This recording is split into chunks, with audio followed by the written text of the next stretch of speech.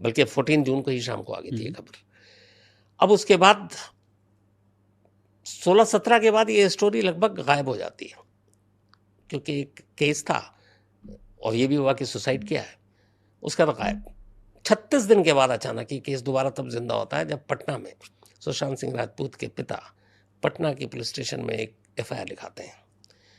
कमाल ये है कि लोग भूल जाते हैं, उस एफआईआर में भी उन्होंने ये नहीं लिखा कि सुशांत सिंह राजपूत का मर्डर हुआ और मर्डर की जांच होनी चाहिए। उन्होंने लिखा है कि ये अबेटमेंट ऑफ सुसाइड का केस है, सुशांत सिंह राजपूत ने खुदकुशी की लेकिन उससे खुदकुशी के लिए उकसाया गया, ये है कंप्लेंट, और इसीलिए वो सीबीआई जांच की मांग करते हैं। तो उन्होंने भी मर्डर का तो कहीं जिक्र किया नहीं। ठीक है। अब उसके बाद ये केस दोबारा जिंदा होता है, फिर तो बिहार सरकार सीबीआई जांच का ऑर्डर देती है, उधर बिहार पुलिस की एक टीम मुंबई पहुंचती है, कोरोना था, मुंबई पुलिस उसको रोक देती है और हंगामा होता है। फिर बिहार पुलिस की टीम को जनरल सुलह के सुशांत के घर पहुंच जाती है। उसके बाद तो फिर जो शुरू होता है तमाशा, शायद हाल के वक्त में इस केस से ज़्यादा तमाशा मीडिया में और किसी और केस में नहीं हुआ। और उनके फैंस आज भी कहते हैं कि बहुत सारी थियरीज हैं कि फैंस की गलती नहीं है, यह गलती है मीडिया की, जिसने एक Okay. परसेप्शन बनाया। शुरू से जिस तरीके से दिखाया गया कि एक बटा हुआ है दो खेमे में, एक है सुसाइड है, एक मर्डर है, तो जिस तरीके से जितने एंगल से हो सकता था मर्डर मर्डर मर्डर।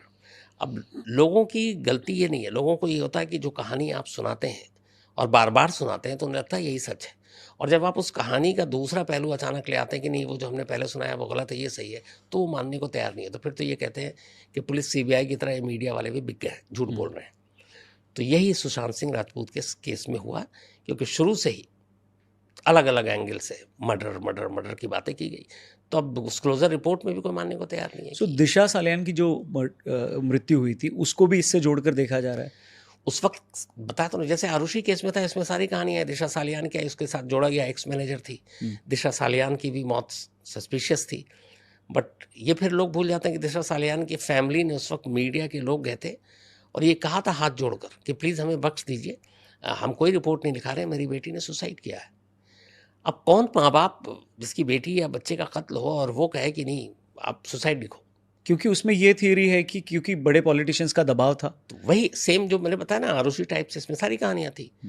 पर फिर दिशा सालियान केस में क्या हुआ, उनके पेरेंट्स ने तो शुरू में मीडिया में आया भी, मुझे याद है हम लोगों ने भी ये स्टोरी की कि नहीं बख्श दीजिए और हमें कोई डाउट नहीं है, हमारी बेटी ने सुसाइड किया था या एक्सीडेंटल डेथ था। क्योंकि शम्स सर यहीं पर जनता ये कहती है कि क्योंकि वो किसी के दबाव में ये कह रहे हैं कि हमको कुछ नहीं अब इसमें आगे परसू करना है, क्योंकि पॉलिटिशियंस का दबाव है और कुछ